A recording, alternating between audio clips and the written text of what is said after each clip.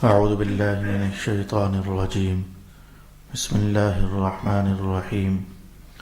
ولقد آتينا موسى الكتاب وجعلنا معه أخاه هارون وزيرا فقلنا اذهبا إلى القوم الذين كذبوا بآياتنا فدمرناهم تدميرا وقوم نوح لما كذبوا الرسل أغرقناهم وجعلناهم للناس آية وأعتدنا للظالمين عذابا أليما وعادا وثمود وأصحاب الرس وقرونا بين ذلك كثيرا وكلا ضربنا له الأمثال وكلا تبرنا تتبيرا ولقد أتوا على القرية التي أمطرت مطر السوء أفلم يكونوا يرونها بل كانوا لا يرجون نشورا وإذا رأوك إن يتخذونك إلا هزوا أهذا الذي بعث الله رسولا إن كاد ليضلنا عن آلهتنا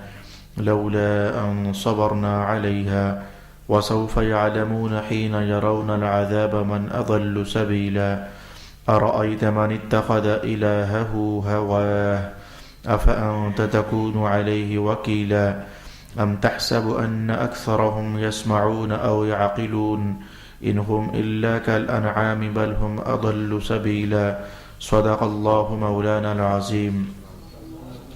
الصلاة والسلام عليك يا سيدي يا رسول الله. الصلاة والسلام عليك يا سيدي يا حبيب الله. الصلاة والسلام عليك يا سيدي يا شفيع المذنبين وعلى آلك وأصحابك يا سيدي يا رحمة للعالمين.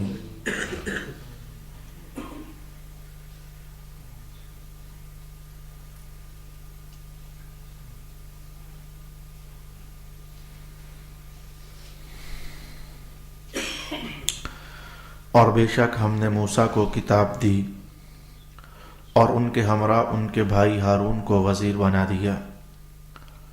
پس ہم نے فرمایا تم دونوں ان لوگوں کی طرف جاؤ جنہوں نے ہماری آیتوں کی تکذیب کی ہے.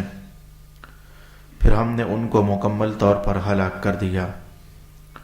اور نوح کی قوم کے کافروں نے جب رسولوں کی تکذیب کی تو ہم نے ان کو غرق کر دیا اور ہم نے ان کو لوگوں کے لیے عبرت کی نشانی بنا دیا اور ہم نے ظالموں کے لیے دردناک عذاب تیار کر رکھا ہے. اور عاد اور سمود اور کنویں والوں اور ان کے درمیان بہت سی قوموں کے لیے اور ہم نے ہر ایک کے لیے مثالیں بیان فرمائی ہیں. پھر ہم نے ہر ایک کو تباہ و برباد کر دیا. اور یہ کفار اس بستی پر آ چکے ہیں جس پر پتھروں کی بارش ہو چکی ہے. کیا انہوں نے اس بستی کو نہیں دیکھا بلکہ وہ مرنے کے بعد دوبارہ زندہ ہونے کی امید ہی نہیں رکھتے. اور یہ لوگ جب بھی آپ کو دیکھتے ہیں تو آپ کا مذاق اڑاتے ہیں اور کہتے ہیں کیا یہی وہ شخص ہے جس کو اللہ نے رسول بنا کر بھیجا ہے؟ بے شک یہ ہم کو ہمارے معبودوں سے بہکانے لگے تھے اگر ہم ان کی پرستش پر ڈٹے نہ رہتے. اور وہ جب عذاب کو دیکھیں گے تو عنقریب جان لیں گے کہ کون سیدھے راستہ سے زیادہ بھٹکا ہوا ہے. کیا آپ نے اس شخص کو دیکھا جس نے اپنی نفسانی خواہشوں کو اپنا معبود بنا لیا ہے؟ کیا آپ اس کی حمایت کر سکتے ہیں یا آپ یہ گمان کرتے ہیں کہ ان میں سے اکثر لوگ سنتے ہیں یا سمجھتے ہیں؟ یہ تو صرف چوپایوں کی طرح ہیں بلکہ ان سے بھی زیادہ گمراہ ہیں. صدق اللہ مولانا العظیم.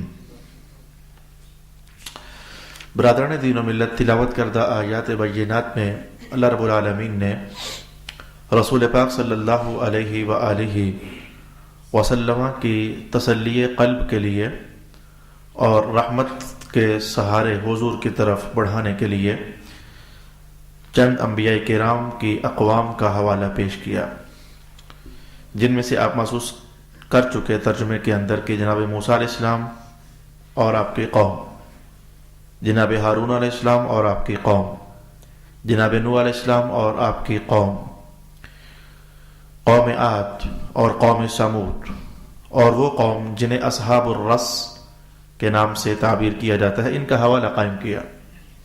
اور حوالہ قائم کرنے سے قرآنی اغراض و مقاصد کیا ہیں؟ اصل میں آئندہ آنے والے الفاظ میں ایک جملہ رب کائنات نے نازل فرمایا وَإِذَا رَأَوْكَ إِن يَتَّخِذُونَكَ إِلَّا هُزُوًا، یہ وہ بنیادی جملہ تھا اور یہ کافروں کی طرف سے وہ بنیادی رویہ تھا جس کے نتیجے میں پھر رب کائنات نے مسلسل آیات بینات کا نزول، جن میں انبیاء کرام کے تذکار رحمت اور ان کی امتوں کی احوال بیان فرمائی۔ میری مراد کیا ہے؟ ترجمہ سن لیجئے جس آیت کو میں بنیاد بنانا چاہتا ہوں۔ مولا کائنات نے فرمایا وَإِذَا رَأَوْكَ، محبوب جب یہ لوگ یعنی کافر لوگ آپ کو دیکھتے ہیں، إِن يَتَّخِذُونَكَ إِلَّا هُزُوًا، تو آپ کا مذاق اڑاتے ہیں۔ مذاق کیا اڑاتے تھے؟ یہ بحث تو میں انشاءاللہ یہاں پہنچوں گا تو ہی کروں گا۔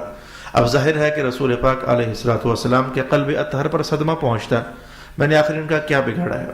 میں ان کو خیر ہی دینا چاہتا ہوں، میں انہیں رحمت سے قریب ہی کرنا چاہتا ہوں، میں تو انہیں اللہ کی بنائی ہوئی جنت میں داخل کرنے کا ارادہ رکھتا ہوں، میں تو انہیں دوزخ سے بچانا ہی چاہتا ہوں، میں تو انسانی آداب زندگی ان کو سکھانا ہی چاہتا ہوں، میں تو قافلہ انسانیت اور قافلہ آدمیت کی جو عزت اور آبرو رب کائنات نے مسلمانوں کو سمجھائی ہے وہ ان سے قریب ہی کرنا چاہتا ہوں، لیکن یہ دشمنی بھی کرتے ہیں، بلکہ صرف دشمنی ہی نہیں، ٹھٹھا بھی کرتے ہیں، مذاق بھی کرتے ہیں، تو قلب ناس پر صدمہ پہنچتا۔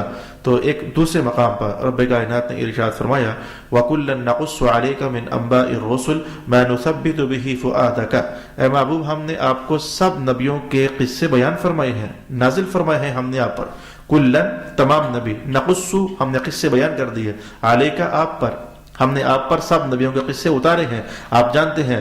تو یہ سب نبیوں کے قصے اتارنے کی جو قرآنی حکمت اور قرآنی فلسفہ ہے وہ یہ ہے لِنُثَبِّتَ بِهِ فُؤَادَكَ، تاکہ آپ کے دل کو مضبوطی حاصل ہو، مزید مضبوطی حاصل ہو، یعنی آپ کے سامنے پہلے انبیاء کے احوال لائے جائیں، قوموں نے ان نبیوں کو ستایا، آپ اس کو ملاحظہ فرمائیں، قوموں نے دشمنیاں بھی کی، آپ اسے زیر مطالعہ رکھیں، پھر قوموں نے ٹھٹھے بھی کیے، مذاق بھی کیے، بلکہ بلا شبہ کہا جا سکتا ہے کہ اپنے انبیاء کو شہید بھی کر دیا۔ تو پہلے انبیاء کے ساتھ دیکھیں، یہ جو تاریخ انبیاء ہے یہ ان ایسی عظیمتوں سے اور یہ ان ایسی مشکلات سے گھری بھی ہوئی ہے اور بھری بھی ہوئی ہے۔ کوئی نبی اللہ کا، کوئی رسول اللہ کا کبھی ایسا نہیں ہوا ہے کہ وہ آ کر قوم میں دعوت کا نور بکھیرے اور قوم ہنستے کھیلتے اس دعوت کو قبول کر لے، بلکہ قوموں میں سے دشمن پیدا ہوتے ہیں، قوموں میں سے مجرم لوگ سینہ تان کر مخالفت کرتے ہیں، قوموں میں سے لوگ عزتیں اچھال دیتے ہیں، قوموں میں سے وہی لوگ ہوتے ہیں جو نبیوں کو اللہ کی راہ میں شہید بھی کر دیتے ہیں۔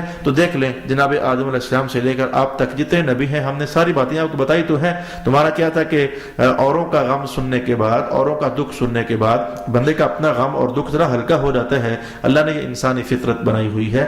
تو رسول پاک علیہ السلام کے اس لوگوں نے جو مذاق کیا تھا حضور کو، تو اس کے نتیجے میں جو قلب ناز پر صدمہ اترا تھا، تو اس کو ہلکا کرنے کے لیے رب کائنات نے فرمایا وَلَقَدْ آتَيْنَا مُوسَى الْكِتَابَ وَجَعَلْنَا مَعَهُ أَخَاهُ هَارُونَ وَزِيرًا۔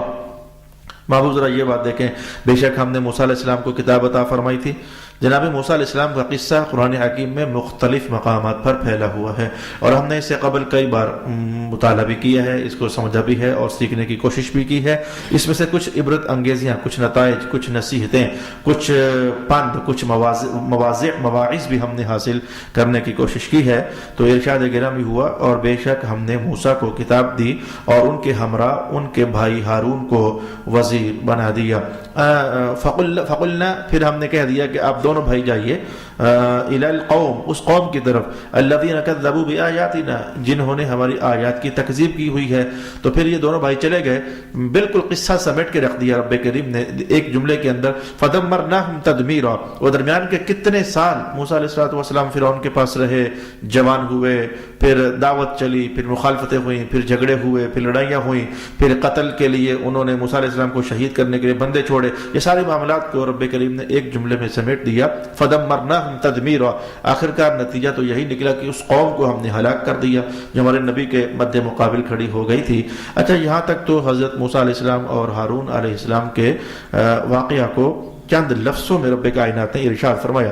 میں بس یہاں سے دلچسپ بھی کہہ سکتے ہیں، مزاح پر مبنی بھی کہہ سکتے ہیں، لطیفہ پر مبنی بھی کہہ سکتے ہیں، اور حقیقت پر مبنی بھی کہہ سکتے ہیں. جو جملہ میں کہنے جا رہا ہوں اس جملے کے اندر یہ 4 5 6 باتیں ہو سکتی ہیں کہ ہر انسان کو اپنی زندگی گزارنے کے لیے کوئی نہ کوئی، یہ لفظ اب میں بول ہی دیتا ہوں، وزیر چاہیے ہوتا ہے، کوئی مشیر چاہیے ہوتا ہے، کوئی مددگار چاہیے ہوتا ہے، کوئی تعاون کرنے والا چاہیے ہوتا ہے. یہ وزیر لفظ جو ہے آپ کو معلوم ہونا چاہیے، بنیادی طور پر یہ بوجھ اٹھانے والے کو کہا جاتا ہے. یہ وزر سے بنا ہے. میں اس کو 15ویں سپارے سے آپ کے لیے تلاوت کرتا ہوں.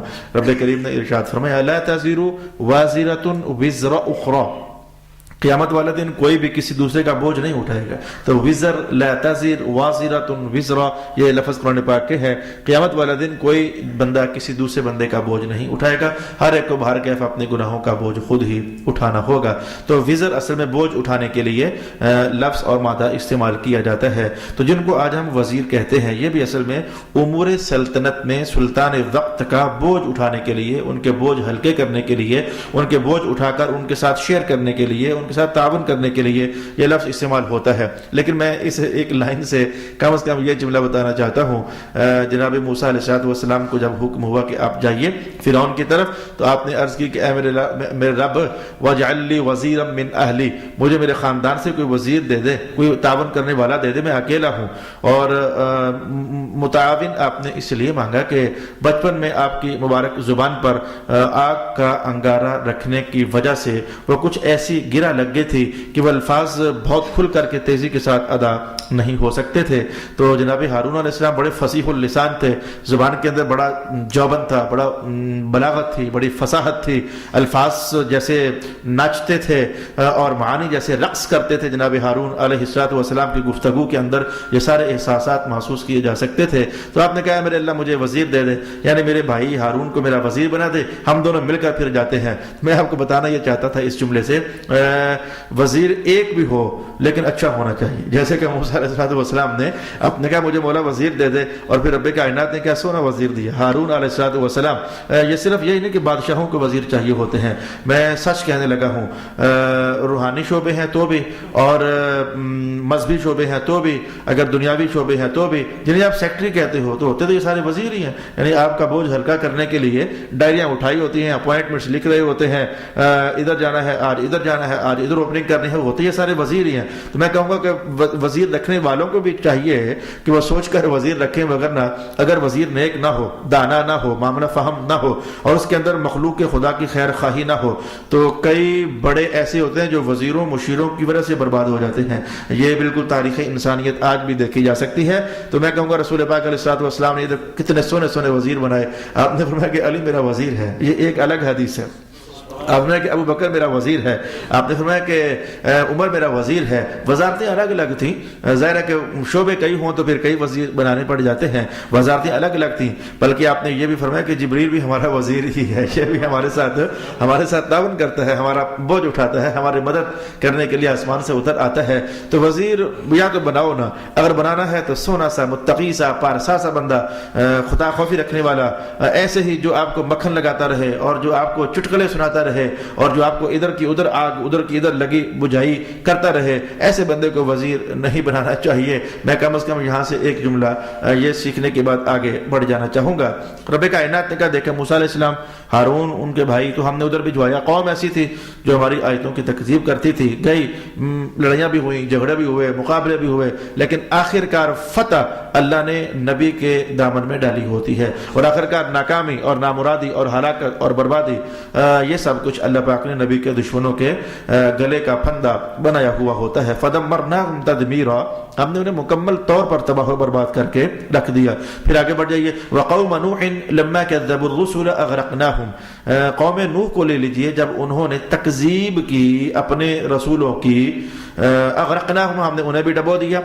فرعون والے بھی پانی ہی میں مرے تھے، اور نوح علیہ السلام کی قوم میں جو لوگ تھے وہ بھی پانی ہی سے مرے تھے، لیکن فرق یہ تھا کہ اللہ قادر ہے، چاہے تو پانی ادھر ہی رہے، جن کو مارنا ہے انہیں پانی سے قریب لے جائے، یعنی فرعون والوں کو اللہ نے وہ دریا سے قریب کر دیا، پھر دریا میں داخل ہو گئے اور موجوں کو کھلنے کا اور پھر ملنے کا حکم ہو گیا، ادھر مر گئے۔ اور قوم نوح کے جو افراد تھے ان کو بھی ڈبویا پانی ہی میں تھا، لیکن انہیں پانی کے پاس نہیں جانا پڑا تھا، بلکہ پانی ان کے پاس آ گیا تھا، آسمان سے پانی برس رہا تھا، زمین سے پانی اگلا جا رہا تھا، تنوروں کے اندر سے پانی پھوٹ رہا تھا، تو آخرکار ان کو بھی تباہ کر دیا گیا، اغرقناہم، ہم نے ان کو تباہ کر دیا۔ البتہ اگر میں اس جملے کو نہ کھولوں اور بیان نہ کروں تو شاید آپ کی توجہ اس طرف نہ جائے، لیکن مفسرین کرام نے اس جملے کو اٹھایا ہے، اس عنوان کو تھوڑا سا ٹچ کیا ہے، میں بھی آپ کے سامنے تھوڑا سا ٹچ کر دیتا ہوں۔ جناب نوح علیہ السلام کی قوم کے بارے میں جملہ سنیے، وقوم نوح، اور قوم نوح کا معاملہ دیکھیں اے ہمارے حبیب، لما کذبوا الرسل، جب انہوں نے کئی رسولوں کی تکذیب کر دی،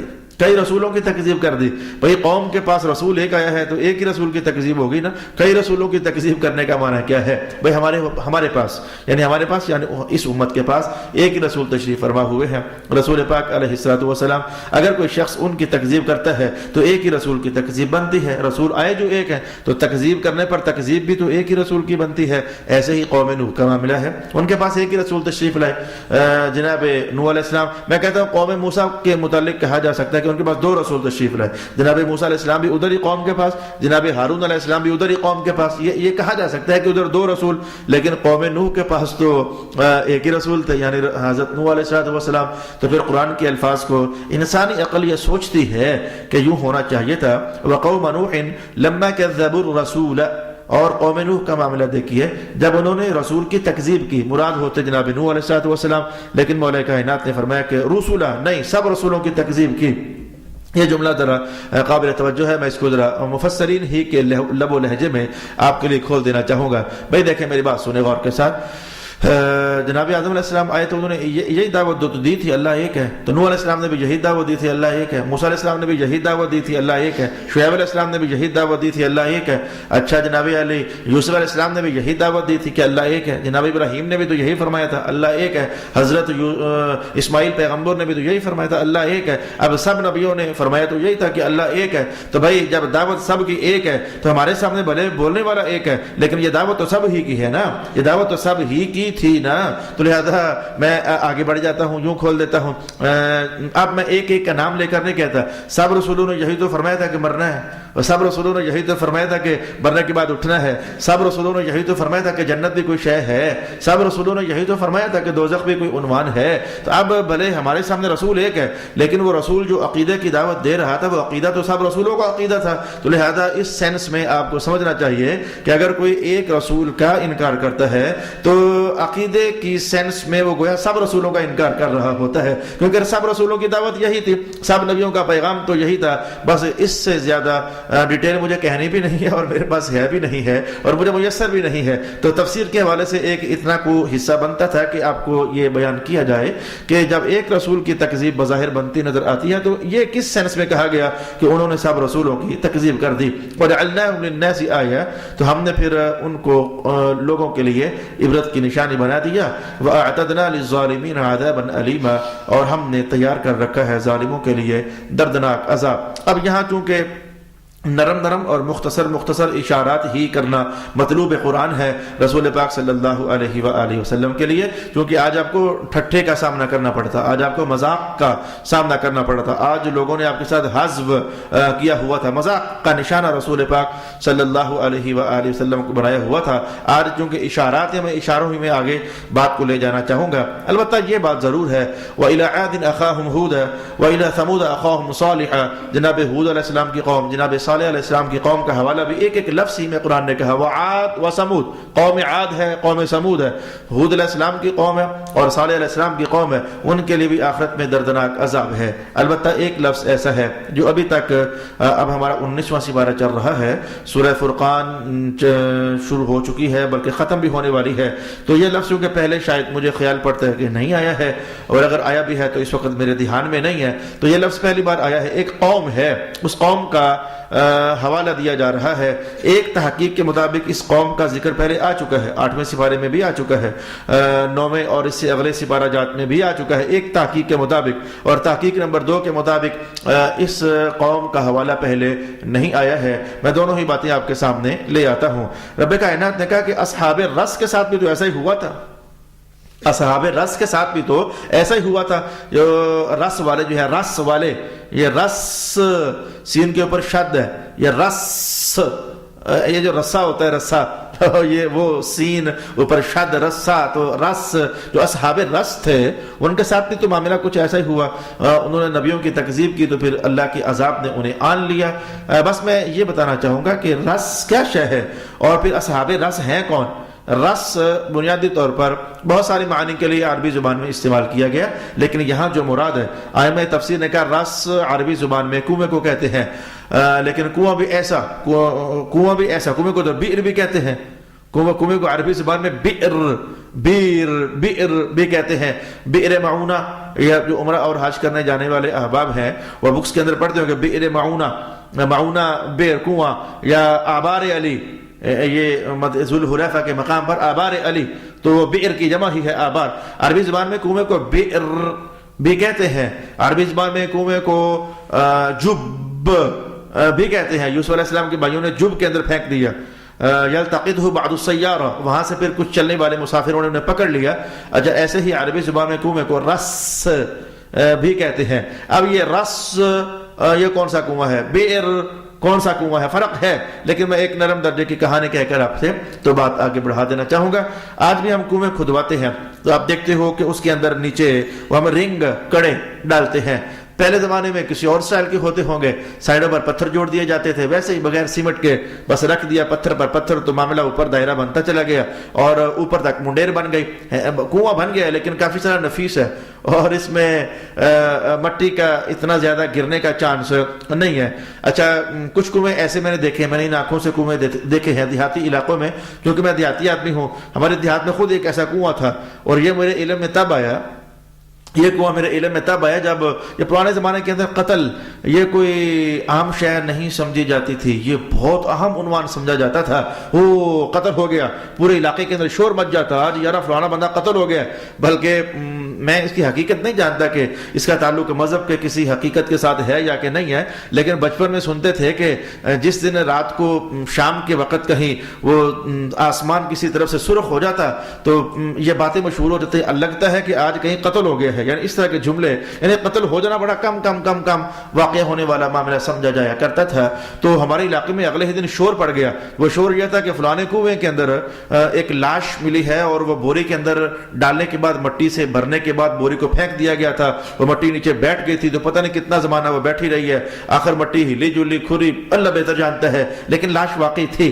تو اچھا کنواں کون سا ہے، وہ لوگ بڑا دیکھنے کے لیے گئے، تو میں بھی بچپن میں اسپیشل دیکھنے کے لیے تو نہ گیا، لیکن گزرتے گزرتے میں نے دیکھا تو وہ دیہات میں کھیت کے اندر کنواں تھا، تو اس کے اوپر کوئی نہ کوئی اینٹ تھی نہ کوئی منڈیر تھی، بڑا خطرناک کنواں ہوتا ہے اس طرح کا، گھاس اگی ہوتی ہے اور بندہ چلتے چلتے اس کو اندازہ نہیں ہو پاتا، وہ اٹھا کر کے اندر وہ گر جاتا ہے، وہ کوئی منڈیر ہو کوئی کنارہ ہو تو بندہ بچنے اور سنبھلنے کا اہتمام کر سکتا ہے۔ تو ایسا کنواں جس کو نیچے سے رنگ لگا کر یا پتھر لگا کر اس کو اندر کی دیوار مضبوط نہ کی گئی ہو اور اس کو سائڈوں سے اوپر جا کر منڈیر بھی نہ بنایا گیا ہو، بڑا خطرناک کنواں ہوتا ہے۔ ایسے کنویں کو عربی زبان میں رس کہا جاتا ہے، رس ایسے کنویں کو عربی زبان میں کہا جاتا ہے۔ تو ایک نبی تھے، تو ان کی قوم کنویں کے ارد گرد آباد تھی۔ ظاہر پرانے زمانے کی آبادیوں کا جو محور ہوتا تھا، پانی ہے کہ نہیں، بس اس بنیاد پر آبادیاں قائم ہوا کرتی تھیں۔ اور آپ کے نالج کے لیے صرف دہرائی ہونے لگی ہے، مکہ کی آبادکاری کا سبب بھی زمزم شریف کا کنواں ہی بنا تھا۔ وہ لوگ آئے اور دیکھا کہ پانی موجود ہے، اور ادھر انہوں نے قیام شروع کر دیا، وہ کرتے کرتے آبادیاں بڑی، نسلیں چلتی آج وہ مکہ المکرمہ بنا ہوا ہے۔ تو پانیوں کی بنیادوں پر آبادیاں بنا کرتی تھی۔ تو ایک نبی تھے، ان کی قوم کنویں کے ارد گرد آباد تھی، اور وہ کنواں رس تھا، یعنی اس کے ارد گرد منڈیر نہیں بنی ہوئی تھی۔ تو وہ نبی کون تھے؟ جو ایک مشہور قول ہے اس کے مطابق حضرت شعیب علیہ السلام تھے۔ اور ان کی قوم جو ہے وہ کنویں کے ارد گرد آباد تھی. تو ایک میں نے کہا اگر یہ قول مراد لے لیا جائے تو قرآن پاک نے تو نہیں کہا کہ کیا یہ والا قول مراد ہے یا کہ یہ مراد ہے, وہ احتمال تو دونوں ہیں. یہ کہا کنویں والے, بھئی اب کنویں والے تو کئی ہو سکتے ہیں, تو یہ اگر کنویں والے ہیں تو یہ بھی مراد ہو سکتے ہیں, یہ کنویں والے ہیں تو یہ بھی مراد ہو سکتے ہیں, جبکہ ہسٹری بھی سب کی سملر سی ہے. تو لیکن ایک قول یہ ہے کہ جناب شعیب علیہ السلام کی قوم مراد ہے. تو انہیں کنویں والا اس لیے بھی کہا جاتا تھا کہ کنویں کے ارد گرد یہ آبادی ان کی سکونت پذیر تھی, اور جب آخرکار اللہ کی طرف سے عذاب آیا تو ان کو مکانوں سمیت ہی اللہ پاک نے اسی کنویں کے اندر گھسیڑ دیا تھا اور دھنسا دیا تھا, اور سارے کے سارے مر گئے. تو ان کو اصحاب الرس کہا جانے لگ گیا. لیکن رسول پاک علیہ السلام کے دلکش علوم کی وسعت پر سبحان اللہ کہنے کو 100 بار دل کرتا ہے. پھر حضور نے اس پر ایک کہانی ارشاد فرمائی, یعنی آپ نے اصحاب الرس کا جو معنی مراد لیا, میں کہوں گا کہ مراد یہ بھی ہو سکتا ہے, یہ بھی ہو سکتا ہے, لیکن جس کو ترجیح حضور دے رہے ہیں تو وہ معنی مراد لینا ہر مسلمان کے ایمان کا حصہ ہونا چاہیے. اس کو آپ پڑھنا چاہیں تو حضرت امام جلال الدین سیوطی نے ارشاد فرمایا ہے, الدر المنصور کے اندر پڑھا جا سکتا ہے. اصحاب الرس کون لوگ تھے؟ رسول پاک علیہ السلام نے جملہ یہاں سے شروع کیا. ایک حبشی تھا, حبشی رسول پاک علیہ السلام نے کہ ایک کالے رنگ کا حبشی تھا. حالانکہ حبشی کالے ہی ہوتے ہیں, لیکن جیسے میرے حضور چاہیں بات کو بیان فرما دیں, ایک کالے رنگ کا حبشی تھا, اپنی قوم میں سب سے پہلے جنت میں داخل ہوگا. اچھا, تو یہ اتنا کہنے کے بعد رسول پاک علیہ السلام نے اس کی نیکی اور اس کی خیر والی کارگزاری کو بیان فرمایا. آپ نے فرمایا کہ وہ جس قوم میں وہ حبشی تھا تو ہے ویسے دلچسپ. آج آپ کیا آپ کو یہ بات میں کہہ رہا ہوں گا تو آپ کو اصحاب کہف کا تھوڑا سا قصہ ذہن میں ایسے ہی دوڑ جائے گا اور گونج جائے گا. اگرچہ یہ قصہ اصحاب کہف کا ہے نہیں ہے, لیکن کچھ پہلو ایسے ہیں جو پڑھتے پڑھتے شاید آپ کے کلک کرے ہو, یار واقعی کچھ اس طرح کی ملتے جلتے کہانی ادھر بھی ہم نے پڑھی تھی. تو رسول پاک علیہ السلام نے فرمایا کہ اس قوم میں جو بھی اللہ کے رسول تھے, حضور نے ان کا اس میں گرامی ذکر نہ فرمایا. ایک اللہ کے رسول تھے تو انہوں نے دعوت کا کام شروع کر دیا. قوم بگڑی کہ یہ کیسے ہو سکتا ہے کہ رب ایک ہو. بگڑی, ہر دور میں بگڑتی رہی ہے. خیر کی دعوت کے مقابلے میں قوم ہمیشہ بگڑتی رہی ہے. قوم بگڑی بھی اور بپھری بھی اور دشمنی بھی کی. انہوں نے دشمنی میں آ کر کیا کر دیا, اس رسول محترم صلی اللہ علیہ وآلہ وسلم کو پکڑا, اور پکڑ کر کے تو اسی ایک کنواں تھا, اسی کنویں کے اندر ڈال دیا. اور اسی پر ان کی دشمنی کی آگ ٹھنڈی نہ ہوئی. انہوں نے پوری قوم نے مل کر کے تو ایک پتھر ایسا جو اگر کنویں کے اوپر وہ جو اس کا منہ بنتا تھا, کنویں کا ہول بنتا تھا, اس کے اوپر اگر ڈال دیا جاتا تو فٹ آ سکتا تھا. اتنا بڑا چٹان نما پتھر پوری قوم آئی اور انہوں نے وہ دھکیلتے اس کنویں کو ڈھانپ دیا اور چٹان اس پر لا ڈالی. یہ کہانی رسول پاک صلی اللہ علیہ وآلہ وسلم ارشاد فرماتے ہیں. اب قوم تو چلی گئی, ظاہر ہے کہ ان کا خیال یہ تھا کہ ایک بندے کے بس کا روک نہیں ہے اس چٹان کو ہٹانا اور ہٹا کر کے تو باہر نکل آنا.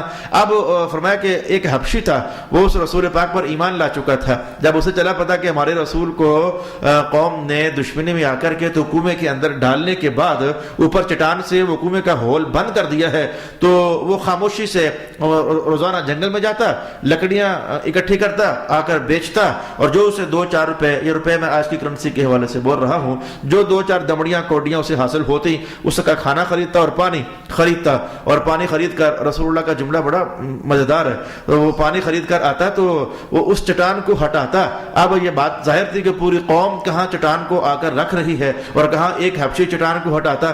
حضور فرماتے اللہ ساتھ مدد کرتا تھا اس کے.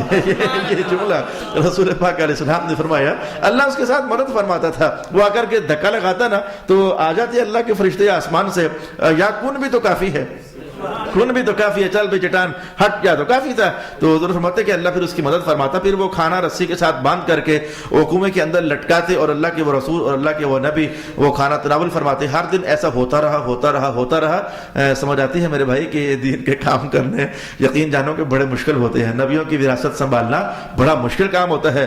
ہمارے ساتھ تو اتنے سخت معاملات اللہ رب العالمین نے, جو اس دور کے علماء ہیں یا اس سے پچھلے دور کے علماء ہیں یا آئندہ دور کے علماء جو آئیں گے, جو محراب نشین نشین ہوتے ہیں. اللہ پاک نے اتنے سخت معاملات تو ان کو اتنی بڑی آزمائش کے لائق ہی نہیں جانا. اللہ رب العالمین نے پتہ ان میں اتنی ہمت نہیں ہے, ان کا اتنا جیرا نہیں ہے, ان کا اتنا صبر نہیں ہے, ان کے اندر اتنی مستقل مزاجی نہیں ہے.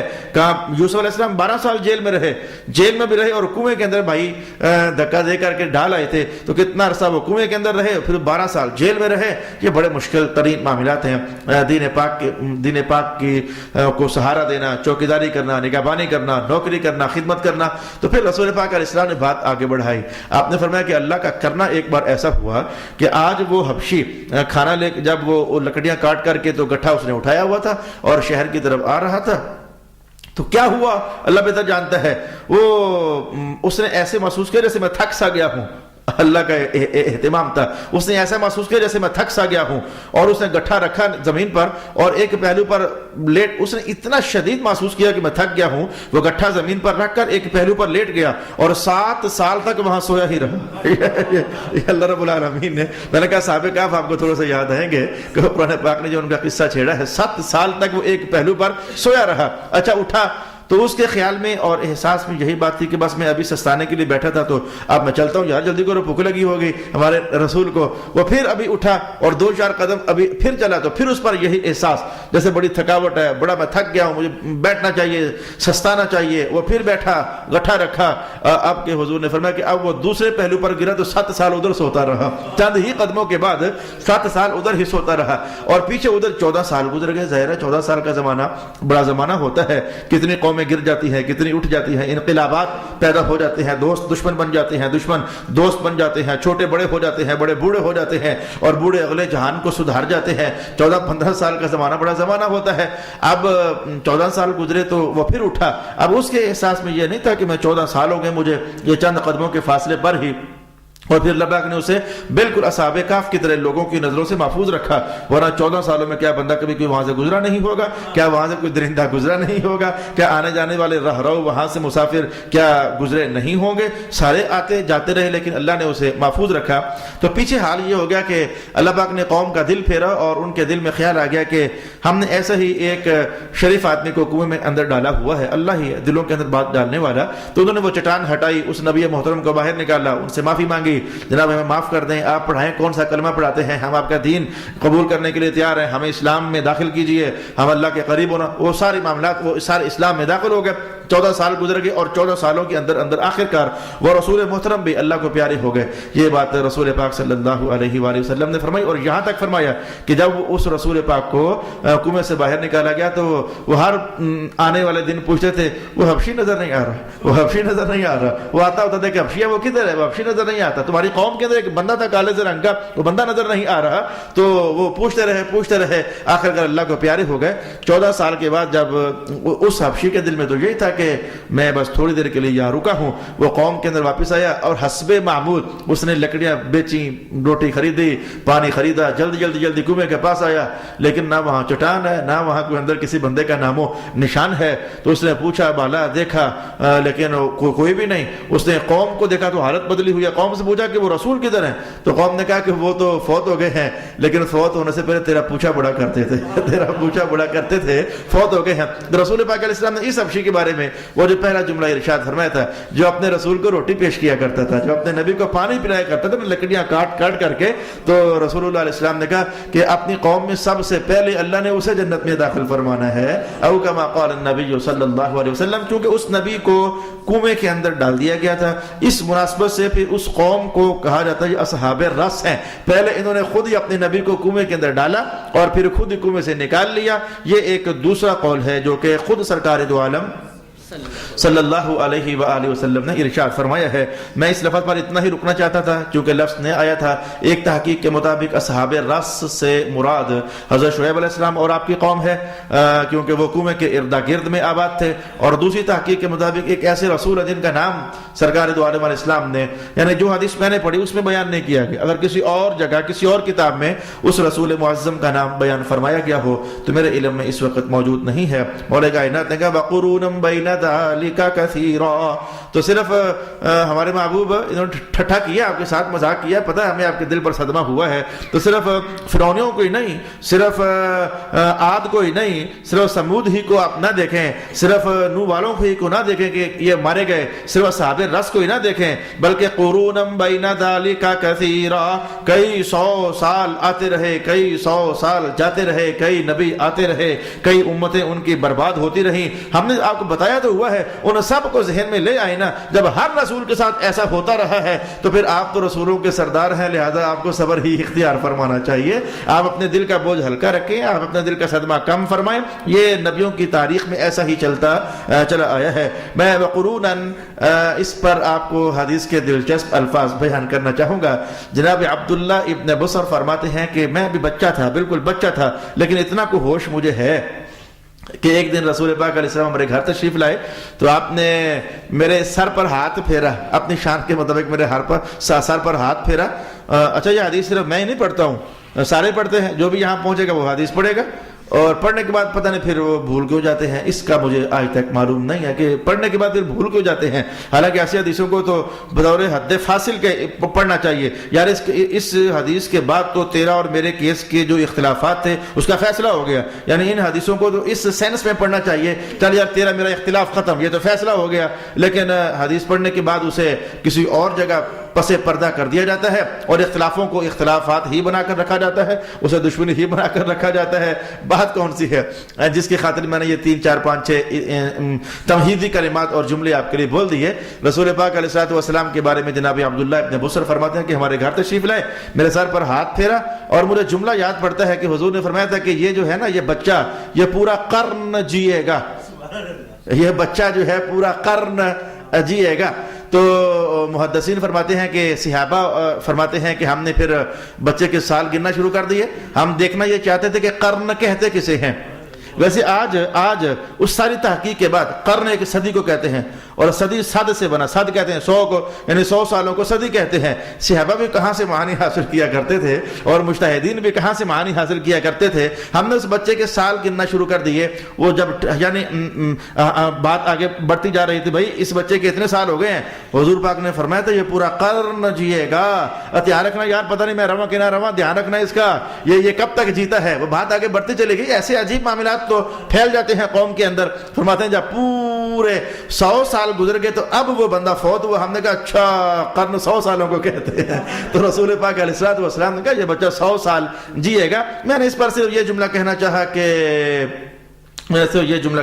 کہ رسولوں کے علوم پر بات نہیں کرنی چاہیے کہ وہ کم ہوتے تھے کہ نہیں ہوتے تھے، بلکہ اگر بات کرنی چاہیے تو صرف ایک ہی بات کرنی چاہیے کہ کائنات کا کوئی ذرہ ایسا ہوتا نہیں تھا جو نگاہ نبوت سے پوشیدہ ہوتا تھا. بس ایسی ہی بات کرنی چاہیے. اس سے ہٹ کر کوئی اور جملہ زیب ہی نہیں دیتا ہے، اس سے ہٹ کر کوئی اور جملہ پھبتا ہی نہیں ہے. یہ دیکھو نا میرے حضور، بچہ 100 سال جیے گا، اب 100 سال نہیں قرن جیے گا. اس لفظ قرن سے مسائل بھی بنائے جا رہے ہیں. رسول پاک علیہ السلام کے علم کے وسعتوں کو بھی سامنے لایا جا رہا ہے. جیسے حضور وہ دیکھ رہے تھے کہ بچے تو نے کل نہیں مرنا، پرسوں نہیں مرنا، ترسوں نہیں مرنا، کرتے کرتے کرتے 100 سال گزریں گے. تیری عمر تو 100 سال پر ختم ہو رہی ہے، لیکن نگاہ نبوت اس سے بھی آگے تک دیکھ رہی ہے. صلی اللہ علیہ حبیبہ محمد وعلی آلہ وصحبہ اجمعین. وکلا ضربنا له الامثال، اور ہم نے ہر ایک کے لیے مثالیں بیان فرمائی ہیں، پھر ہم نے ہر ایک کو تباہ و برباد کر دیا. وَلَقَدْ أَتَوْا عَلَى الْقَرْيَةِ الَّتِي أُمْطِرَتْ مَطَرَ السَّوْءِ، اور یہ کفار اس بستی پر آ چکے ہیں جس پر پتھروں کی بارش ہو چکی ہے. أَفَلَمْ يَكُونُوا يَرَوْنَهَا، تو کیا انہوں نے وہ بستی دیکھی نہیں ہے؟ قوم لوط کی طرف اشارہ کیا. وہ مرد مردوں کے ساتھ اپنی خواہشات پوری کرتے تھے، تو رب کائنات نے ان کی بستی کو آسمان سے قریب لے جا کر الٹا کروایا تھا، اور پھر اوپر سے پتھروں کی بارش برسوائی تھی. اور یہ تو قرآن پاک کا بیان ہے. 12ویں سپارے کے اندر اس کو پڑھا جا سکتا ہے، اور بھی سپارہ جات کے اندر اسے پڑھا جا سکتا ہے. بل كانوا لا يرجون نشورا، بلکہ وہ مرنے کے بعد دوبارہ زندہ ہونے کی امید ہی نہیں رکھتے. وگرنہ انہوں نے دیکھا ہوا ہے کہ وہ لوط والوں کے ساتھ کیا ہوا تھا. یہ ان کے تجارتی کاروان انہی محلوں سے گزرتے ہیں، انہی علاقوں سے گزرتے ہیں. یہ اس بستیوں پر، ان آبادیوں پر آئے ہوئے ہیں. انہوں نے ان کے ٹوٹے ہوئے مکان، گری ہوئی چھتیں اور ٹہی ہوئی دیواریں انہوں نے دیکھی ہوئی ہیں. کیا انہوں نے دیکھی نہیں ہے؟ وَإِذَا رَأَوْكَ إِن يَتَّخِذُونَكَ إِلَّا هُزُوًا، اور یہ لوگ جب بھی آپ کو دیکھتے ہیں تو آپ کا مذاق اڑاتے ہیں اور کہتے ہیں کیا یہ نعوذ باللہ، اس اشارے کے اندر بڑی تلخی ہے، اس اشارے کے اندر بڑی تلخی ہے، کافروں کے لہجے میں ہے نا. اچھا یہ، اچھا بڑا، یعنی میں کیا کن الفاظ کے ساتھ تعبیر کروں. اچھا یہ ہے جو یہ کہتے ہیں کہ یہ اللہ کے رسول ہیں. کئی رنگ کے مذاق کرتے تھے، کئی رنگ کے مذاق کرتے تھے. یعنی یہ جملہ تو آپ کے سامنے ہو گیا. میں اس پر آپ کے سامنے روایت پیش کرنا چاہوں گا. جناب عبداللہ بن عمر رضی اللہ تعالی عنہما سے جناب عروہ بیان کرتے ہیں کہ ہم نے پوچھا کہ حضور رحمت عالم کی زندگی میں کوئی مشکل لمحہ آپ کو یاد ہو تو ذرا ہمیں سنائیں. تو وہ کہنے لگے کہ یہ سرداران قریش جو ہیں یہ حتیم کے آسے پاسے بیٹھا کرتے تھے اور رسول پاک علیہ الصلوۃ والسلام طواف فرماتے تھے. آج حضور جب طواف کرنے کے لیے آئے تو انہوں نے پھپتیاں کسیں اور جب بھی حضور چکر کاٹ کر ان کے پاس سے گزرتے تو جیسے بندہ ہوتا ہے نا کسی کو ہمارے ماحول میں اس کے دل میں شکوک و شبہات پیدا کرنے کے لیے ایسے کام سرگوشی کرنا، کوئی نہ کوئی آواز نکالنا جس سے اگلے بندے کے دل میں ہو کہ پتہ نہیں یہ کہہ رہے ہیں.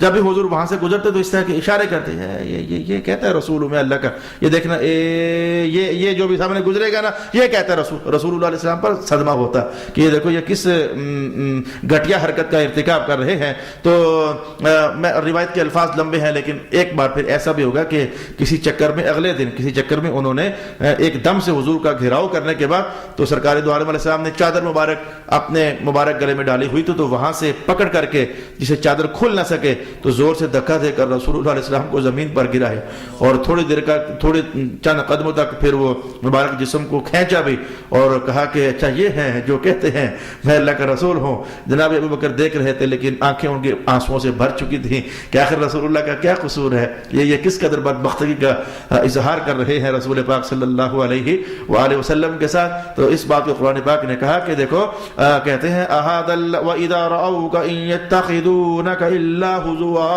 أَهَذَا الَّذِي بَعَثَ اللَّهُ رَسُولًا.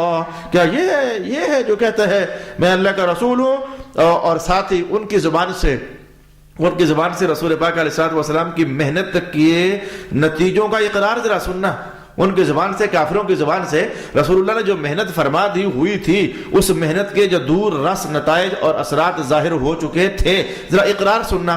بڑے دبے الفاظ میں، بڑے چھپے الفاظ میں، بڑے لپٹے الفاظ میں انہوں نے جو کہا رب کائنات نے قرآن پاک میں اس عنوان کو حصہ بنایا اور کہتے اچھا یہ ہے رسول.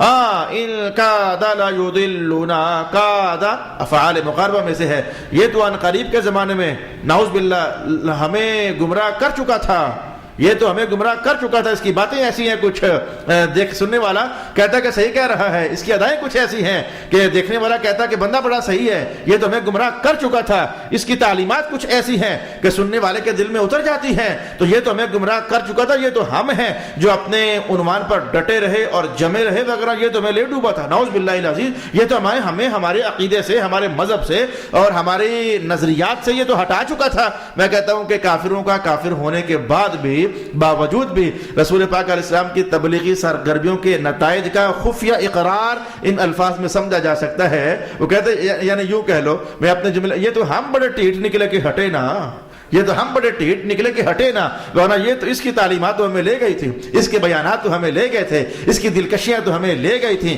اس کا بانک پن تو ہمیں لے گیا تھا، اس کا حسن و جمال تو ہمیں جیسے اندر سے کھینچ کر لے گیا تھا. یہ تو ہم بڑے ٹھیٹ نکلے کہ ہم نے اپنے بتوں کو چھوڑا نا، ہم نے اپنے خداؤں کو چھوڑا نا، وغیرہ اس نے کوئی کسر چھوڑی نہیں تھی. یہ کافروں کے بیانات ان کے الفاظ میں، ان کاد لیضلنا عن آلہتنا، بے شک یہ ہم کو ہمارے معبودوں سے بہکانے لگے تھے اگر ہم ان کی پرستش پر جمے نہ رہتے اور ڈٹے نہ رہتے. وَسَوْفَ يَعْلَمُونَ حِينَ يَرَوْنَ الْعَذَابَ مَنْ أَضَلُّ سَبِيلًا. ان قریب جب یہ عذاب دیکھیں گے تو پھر ان کو سمجھ آئے گی کہ سیدھے راستے سے زیادہ بھٹکا ہوا، سیدھے راستے سے بھٹکا ہوا کون تھا. أَرَأَيْتَ مَنِ اتَّخَذَ إِلَٰهَهُ هَوَاهُ. بھئی کافی دیر کے بعد ایک جملہ مجھے اور آپ کو جھنجھوڑنے کے لیے آ رہا ہے. رب کائنات نے کہا محبوب دیکھا ہے اس بندے کو آپ نے، اللہ تعالیٰ کس کو، جس نے اپنی خواہشات کو اپنا رب بنایا ہوا، الہ معبود بنایا ہوا ہے. ایسے بندے کو آپ نے دیکھا ہے؟ ہمارا کہتا دیکھا انہوں نے اپنے خواہشات کو اپنا معبود بنایا ہوا ہے، اپنا رب بنایا ہوا ہے. میں پہلے اس کا معنی آپ کے لیے وہ بیان کروں گا جو تاریخ کے حوالے سے ہے، اور اس کا حوالہ حضرت جناب ابن عباس رضی اللہ تعالی عنہما کا ہے، اور پھر اس کے بعد میں دوسرا معنی بیان کروں گا جس کا تعلق میرے اور آپ کے ساتھ ہے، اور اس کا حوالہ حضرت خواجہ حسن بصری کا ہوگا۔ دونوں معانی اور دونوں مضامین میں آپ کے سامنے بیان کر دیتا ہوں۔ کیا آپ نے ایسے بندے کو دیکھا جس نے اپنی خواہش کو معبود بنا لیا؟ پہلے تو میں اس کا سرسری سا معنی بیان کر دوں گا، پھر تفسیر کے دونوں پہلو آپ کے سامنے لاؤں گا۔ سرسری سا معنی پہلے آپ کے سامنے بیان کر دوں گا۔ اصل میں معبود ایسا ہوتا ہے کہ جس کی ہر بات مانی جائے۔ معبود کچھ کہے، الہ کچھ کہے، رب کچھ کہے تو ہر بات مان لی جائے، یہ شان صرف الہ کی ہوتی ہے، معبود کی ہوتی ہے۔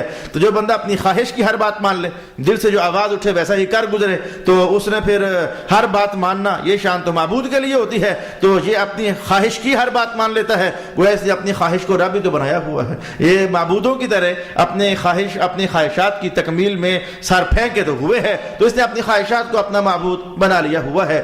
سرسری سے معنی بیان کرنے کے بعد جناب عبداللہ ابن عباس نے بھی کیا ہے، سچی کہانی تھی، لیکن میں کہتا ہوں جیسے اس سچی کہانی کے اندر بھی بڑی چٹکیاں کاٹی ہوئی ہیں کہ دیکھو یہ ان کا حال تھا۔ آپ فرماتے ہیں کہ مکہ میں ایک بندہ تھا، تو اس نے سفید رنگ کا ایک پتھر لیا ہوا تھا، اور وہ اس کو اپنا رب سمجھتا ہوتا تھا۔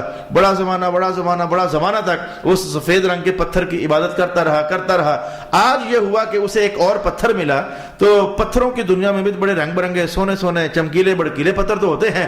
آج اسے ایک اور پتھر ملا، وہ سفید پتھر سے بھی اسے زیادہ خوبصورت لگا۔ اس نے گھر جا کر کیا کیا، سفید کو اٹھا کر باہر پھینک دیا، کہا میرا رب تو یہ ہے، میرا رب تو یہ ہے۔ آپ نے پہلے رب کو اٹھا کر گلی میں پھینکا اور کہا میرا رب تو یہ ہے۔ تو اس کا نقشہ قرآن نے کہا معبود دیکھا جی، اپنی خواہش کو معبود بنا لیا۔ اس کی خواہش نے کہا کہ وہ رب ہے، اسے رب بنا لیا۔ اس کی خواہش نے کہا کہ یہ معبود ہے، اسے معبود بنا لیا۔ میرا خیال ہے کہ تاریخی حوالے سے تو عنوان ہمیں سمجھ آ جانا چاہیے کہ جدھر اس کا دل کہے کہ یہ رب ہے، یہ اسی کو اپنا رب بنا لیتے ہیں۔ اپنی خواہش کو انہوں نے اپنا معبود بنا لیا۔ اچھا، حضرت خواجہ حسن بصری، میں تو کہتا ہوں کہ جیسے وہ انہوں نے ہمارے زمانے کی لگام بھی ہاتھ میں پکڑی ہوئی تھی اور کھینچ کر ہمیں سیدھے راستے کی طرف موڑنے کے لیے ہانک رہے تھے، کہنے لگے کہ میں اس کا معنی یہ سمجھا ہوں، وہ تاریخی معنی تو ہوا ہی ہوا۔ اور یہ صرف اسی آیت کی شان نہیں ہے، پورے قرآن کی یہ شان ہے۔ جس خاص موقع کے لیے قرآن اترتا ہے وہ تو ہوتا ہی ہوتا ہے، لیکن اس کے بعد پوری امت بھی تو شامل ہی ہوتی ہے۔ صرف یہ تھوڑا ہے کہ قرآن صرف پہلے چند سال والوں کے لیے تو تھا، اب ہمارے لیے قرآن نہیں ہے۔ بھائی اترا بھلے ادھر ماحول وہ تھے، تصویریں وہ تھی، پس منظر وہ تھا، بیک گراؤنڈ وہ تھے، شان نزول وہ تھے، لیکن اب شامل تو احکام سارے امت کے لیے ہیں۔ تو خواجہ حسن بصری فرماتے ہیں کہ میں اس آیت سے یہ سمجھا ہوں کہ بندوں کے وجود کے اندر نیکی کی خواہش بھی تڑپتی ہے، اور شر کی خواہش بھی بیدار ہوتی ہے۔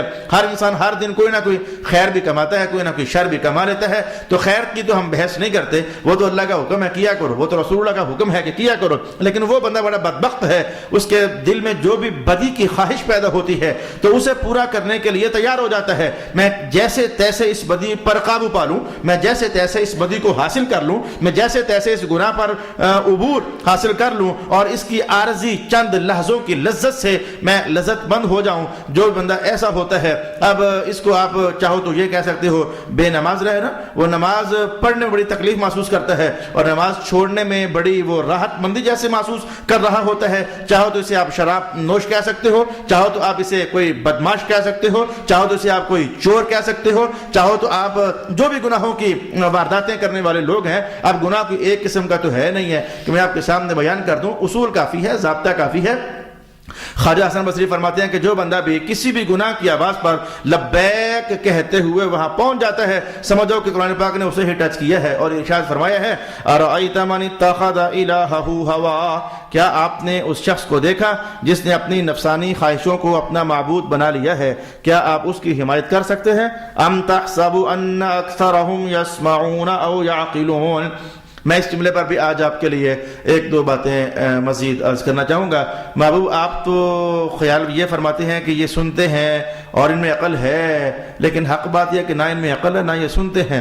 حالانکہ کافر لوگ عقلیں ان کی تھی تو صحیح نا، آخر اللہ نے بنائی تھی، ان کی سماعتیں تھی تو صحیح نا، ان کی آنکھیں تھی تو صحیح نا، دیکھتے تو وہ تھے، لیکن رب کائنات نے کہا کہ محبوب دکھنے میں آپ یہی محسوس کرو گے کہ ان کی عقلیں بھی ہیں، ان کے کان بھی ہیں، ان کی آنکھیں بھی ہیں، سارا کچھ ہے، لیکن سچ بات پوچھتے ہو تو نہ ان کی عقلیں کام کر رہی ہیں، نہ ان کی آنکھیں کام کر رہی ہیں، نہ ان کے کان کام کر رہے ہیں۔ بھائی عقلوں کو لگانا تھا آپ کی تابعداری کی طرف، انہوں نے لگایا ہی کب ہے؟ نگاہوں سے دیکھنے تھے آپ کے حسن کے جلوے، انہوں نے محبت سے دیکھا ہی کب ہے؟ کانوں سے سننے تھے آپ کی زبان نور سے نکلے ہوئے توحید کے دلائل کو اور ہدایت کے راستوں کو، وہ انہوں نے سنا ہی کب ہے؟ یہ اصل میں انسان کہنے کے لائق، کہلانے کے لائق بھی نہیں ہے۔ انہم الا کالانعام، یہ تو ڈنگر ہے، ڈنگروں کی طرح ہیں، بل ہم اضل سبیلا، بلکہ ڈنگروں سے بھی گئے گزرے ہیں۔ یہ تو ڈنگر ہیں بلکہ ڈنگروں سے بھی گئے گزرے ہیں۔ میں اس جملے کو سمجھانے کے لیے سب سے پہلے تو حدیث پاک کا سہارا لینا چاہوں گا۔ امام جلال الدین سیوطی نے اس حدیث کو بیان کیا اور کئی مسلمان میں نے حدیث بیان کی ہے، اور مجھے اس بات کا غم بھی نہیں ہوتا، پرواہ بھی نہیں ہوتی، فکر بھی نہیں ہوتی۔ لوگ غصے بھی ہوتے ہیں، غصے ہوتے ہیں، ہاں جی علامہ صاحب نے ہمیں کیا کہہ دیا، وہ یہ نہیں سوچتے کہ علامہ صاحب نے نہیں کہا، رسول اللہ علیہ السلام فرما رہے ہیں، رسول پاک علیہ السلام نے فرمایا کہ کچھ انسان تین طرح کے ہوتے ہیں، تین طرح کے کچھ انسان ایسے ہوتے ہیں جو ڈنگروں کی طرح جیتے ہیں، بس ان کی زندگی میں ڈنگروں کی سی کیفیات ہوتی ہیں، اٹھے، کھایا، پیا، ماداؤں کے پیچھے بھاگے، آرام کیا، سستایا، چھاؤں حاصل کی، بھاگے، دوڑے، سنگ مارا، سنگ کھایا، تو سارا دن ایسا کر کے شام کو سو گئے۔ یہ رسول پاک علیہ السلام کا بیان ہے۔ امام حضرت جلال الدین سیوطی نے اس حدیث کو بیان فرمایا، تو مجھے ایک صاحب کہنا کہ علامہ صاحب میں ڈنگر کہہ دیا۔ میں نے کہا پیارے اگر تو ایسا ہوگا تو ڈنگر کہنے میں حرج بھی کیا ہے؟ ویسے اگر تو بے نماز ہوگا، سنتوں کا تارک ہوگا، گناہوں میں ہر جگہ پہنچتا ہوگا اور رسول اللہ کی باتوں کو اگنور کرتا ہوگا تو ڈنگر سمجھنے میں حرج بھی ویسے کیا ہے؟ کون سا کوئی ہم نے کوئی غلط تو نہیں سمجھ لیا؟ تو جو ایسا ہوگا وہ ایسا میں بھی ہو سکتا ہوں۔ اگر میں بھی نمازیں نہیں پڑھوں گا، میں بھی ماداؤں کے پیچھے بھاگوں گا، جھگڑے کروں گا، لڑائیاں کروں گا، کما کر کھا کر سستاؤں گا، دو سنگ ماروں گا، دو سنگ کھاؤں گا، دو گالیاں نکالوں گا تو دو گالیاں کھاؤں گا، دو مکے ماروں گا، میں بھی ڈنگر ہی ہوں۔ بھائی رسول اللہ کا فرمان نہ صرف آپ کے لیے، نہ صرف میرے لیے، سب کے لیے ہے۔ تو ایک تو میں اس حدیث سے ہی اس جملے کو آپ کے سامنے لانا چاہوں گا، یہ ڈنگر ہیں، کافر سارے ڈنگر ہیں، یہ ڈنگروں کی زندگی ہے ان کی، بس کھانا پینا، سونا جاگنا، کسی معبود کی طلب ہے ہی نہیں ہے، کسی معبود کے سامنے بے قراری ان کی ہے ہی نہیں ہے، کسی کے لیے سجدہ ان کا تڑپتا ہی نہیں ہے، کسی سچے خدا کی تلاش انہیں ہے ہی نہیں ہے، قبر کے گھڑوں میں اتر جانا ہے یہ فکر انہیں ڈراتی ہی نہیں ہے، خدا کے حضور کھڑا ہونا ہے یہ سوچ انہیں آتی ہی نہیں ہے، دوزخ کوئی عنوان ہے یہ ان کے دماغ میں بات کبھی گھومی ہی نہیں ہے، جنت بھی کوئی عنوان ہے یہ تصور کبھی ان کے وجود میں سمایا ہی نہیں ہے۔ تو کہا یہ ڈنگر ہی ہے۔ اچھا یہاں تک کہ معاملہ سمجھ آ گیا کہ یہ ڈنگر ہی ہے، لیکن رب کائنات نے کہا بل ہم اضل، ڈنگروں سے بھی گئے گزرے ہیں۔ اب ڈنگر سے گئے گزرے ہونے کا معنی کیا ہے؟ جناب عبداللہ ابن عباس فرماتے تھے چلو سمجھ آ گیا کہ آپ نے تین لفظ بولے، چلو یہ سمجھ آ گیا کہ یہ اونٹ ہیں، چلو یا پھر یہ سمجھ آ گیا کہ یہ بکریاں ہیں، یا چلو پھر یہ سمجھ آ گیا کہ یہ گدھے ہیں۔ یہ تین لفظ جناب عبداللہ ابن عباس فرمایا کرتے تھے، یہ ڈنگر ہیں، یہ کافر ڈنگر ہیں، اور پھر ان کی روش چلنے والا اسی نہج پر ہوگا، تو یہ ڈنگر ہیں۔ چلو یہ تو سمجھ آ گیا یہ اونٹ ہوں گے، یا پھر ان کی حرکتیں اونٹوں والی ہیں یا گدھوں والی ہیں، یا کوئی مقصد زندگی نہیں ہے، یا پھر بکریوں والی ہیں، لیکن یہ گدھوں سے بھی آگے ہیں، یہ ڈنگروں سے بھی آگے ہیں، یہ کتوں سے بھی آگے ہیں، یہ خنزیروں سے بھی آگے ہیں، یہ کافر لوگ۔ یہ آگے ہونے کا معنی کیا بنتا ہے؟ میں اس پر تفسیری قول نمبر 1 آپ کے سامنے بیان کروں گا، پھر تفسیری قول نمبر 2 بھی آپ کے سامنے بیان کر۔ ڈنگر ہیں بس بات ختم ہو گئی، بھی بڑے پیڑے ہیں، ان کی زندگی کا کوئی مقصد نہیں ہے، نہیں یہ ڈنگروں سے بھی اب یہ آگے ہونے کو ہم کس سینس میں سمجھنا چاہیں گے؟ اس پر تفسیری قول نمبر 1 تو یہ کیا گیا کہ ڈنگر جیسے بھی ہیں لیکن ان سے کوئی ایسی حرکت تو نہیں نہ ہوئی کہ جس پر کل قیامت کو ان سے حساب لیا جائے۔ بکرے سارا دن لڑیں بھائی ٹھیک ہے، گدھے سارا دن دلتیاں مارے بھائی ٹھیک ہے، اونٹ سارا دن چک کاٹیں کسی کو، لیکن ان سے کل قیامت کو حساب تو نہیں ہے نا۔ لیکن بندے تجھ سے کل قیامت کو حساب ہونا ہے، جنت اور دوزخ کا فیصلہ ہونا ہے۔ تو ڈنگر ہو کر بھی دوزخ سے تو بچ گیا، تو دوزخ میں داخل ہو گیا تو ڈنگروں سے بدتر ہی ہوا نا۔ یہ بالکل صحیح معنی ارشاد فرمایا، یہ ڈنگروں سے بدتر ہے۔ میں ایک دوسرا معنی تفسیر کا دوسرا قول آپ کے سامنے پیش کرنا چاہتا ہوں۔ آج میں چونکہ دیہاتی ہونا مجھے اچھا لگے گا، یہ بعض مسائل ایسے ہیں شریعت کے وہ دیہاتیوں کو جلدی سمجھ آ جاتے ہیں، شہری بابوؤں کو بھی آتے ہی ہوں گے، کوئی اتنے اوکھے بھی نہیں ہیں۔ ہمارے گھر میں میرے بڑے بھائی صاحب تھے، انہیں بکرا پالنے کا گھر میں بڑا شوق تھا، وہ قربانی سے 6-7-8 مہینے پہلے ہی، بلکہ ادھر عید گزاری بڑی تو ساتھ ہی اگلے ہی مہینے کہیں نہ کہیں سے چھترا ڈھونڈ کر لے آتے بکرا، اور میرا دل کرتا ہے جانا گھر میں پالوں۔ اچھا پھر میں نے یہ منظر دیکھا، وہ ایسا آپس میں لگاؤ ہو جاتا، ایسا پیار ہو جاتا کہ وہ جان بوجھ کر نا، یہ نوجوانوں کے ایک ٹھڑک بھی ہوتا ہے اس طرح کا، دیکھنا یار یہ میرے پیچھے آئے گا، دیہاتی نوجوانوں کو اس طرح کا ایک ٹھڑک بھی ہوتا ہے اندر سے، وہ رسی گلے میں لپیٹتا اور پھر سنگیوں ساتھیوں دوستوں سے کہتے دیکھنا یار یہ مجھے پہچانتا ہے، میں جدھر جاؤں گا تو یہ دیکھنا میرے پیچھے پیچھے آئے گا۔ تو پھر وہ کبھی بھائی ادھر بھاگتا، کبھی ادھر بھاگتا، بکرا ادھر جاتا۔ تو یار یہ منظر شہروں کے اندر بھی ہو سکتا ہے، یہ کوئی اتنا عجیب نہیں ہے کہ ہم نے دیکھا نہ ہو۔ یہ میں نے مثال پیش کر دیا، بکرے کی پیش کر دی ہے، حلال جانور کی، حرام کی ایک سن لو، کتا دیکھ لو آپ، کتا دیکھ لو میرے بھائی، 10 بندے گھر میں داخل ہوں لیکن کتا اپنے مالک کو پہچان کر پاؤں اسی کے چاٹتا ہے، 10 کے چاٹتا نہیں ہے۔ میرا خیال ہے میں بات اگر جلدی سے سمیٹ دوں تو میرا مقصد پورا ہو گیا ہے۔ رب کائنات نے کہا کافرو ڈنگروں سے بھی گندو، اور ڈنگروں سے گندے ہونے کا معنی کیا ہے؟ میں وہ دیکھو وہ کتا ہے، بکرا ہے، کم از کم اپنے مالک کو تو پہچانتا ہے نا، تم اپنے مالک کو بھی نہیں پہچانتے ہو، بل ہم اضل، تم اپنے مالک کو بھی نہیں پہچانتے ہو۔ میں کہوں گا مسلمان ہو کر کے یار اگر کوئی روش یہی بنائے اپنے مالک کو ہی نہ پہچانے، مجھے سچ بتانا اگر ناراض نہ ہو جاؤ، جو بندہ سال پیچھو ایک باری مسجد میں آئے بتاؤ اس نے مالک کو پہچانا ہے اپنے کو؟ جو سال قرآن نہ پڑھے بتاؤ اس نے اپنے مالک کو پہچانا ہے؟ مالک کو پہچاننے کی ادا یہ ہوتی ہے، مالک سے وفا کا حق یہ ہوتا ہے کبھی اس کے گھر میں ہی نہ جاؤ، کبھی ملنے ہی نہ جاؤ، کبھی اس کے سامنے ہاتھ ہی نہ اٹھاؤ، اور جناب علی کبھی اس کی محبت کا گیت ہی نہ گاؤ، کبھی اس کے پیار کا کلمہ ہی نہ پڑھو، کبھی اس محلے میں قدم ہی نہ رکھو جہاں سے مالک کے نام کی آواز سننے کو مل جاتی ہے۔ جمعے کا موقع ہوتا ہے وہاں بھی آخری سلام کے وقت پہنچو، مجھے سوچ کر بتاؤ تو کیا آپ کوئی فیصلہ لینا چاہو گے؟ تفسیری اس پہلو سے کیا آپ کوئی فیصلہ لینا چاہو گے؟ معاملہ تو اصل میں کافروں کا ہے، ڈنگر ہیں، بلکہ ڈنگروں سے بھی بدتر ہیں۔ لیکن اگر مسلمان بھی ایسی روش پر چلنے لگ جائیں تو اللہ اکبر۔ میں تفسیر کا تیسرا قول آپ کے سامنے کہہ کر آپ سے رخصت بس لینا چاہوں گا۔ تفسیر کا ایک تیسرا پہلو بھی اس میں بیان کیا گیا۔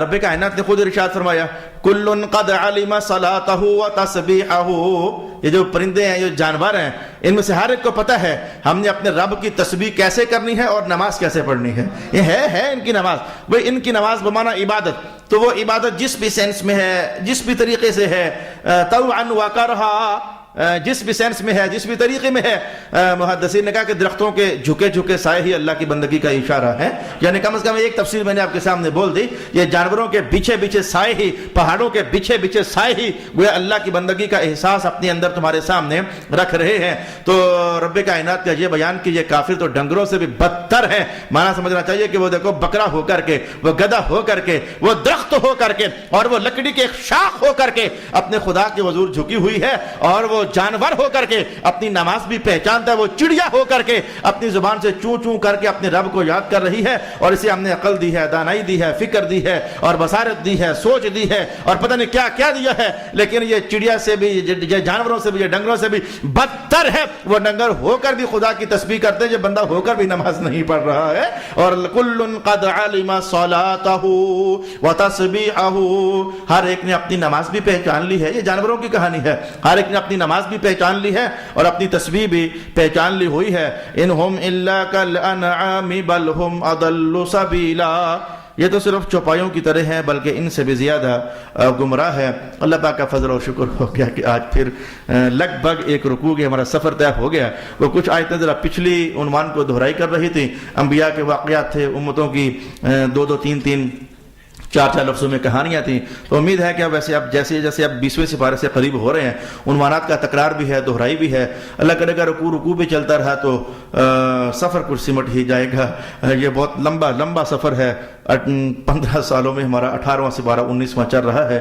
اللہ تعالیٰ جس نے یہاں تک پہنچایا ہے، والناس تک بھی منزل وہی عطا فرمانے والا ہے۔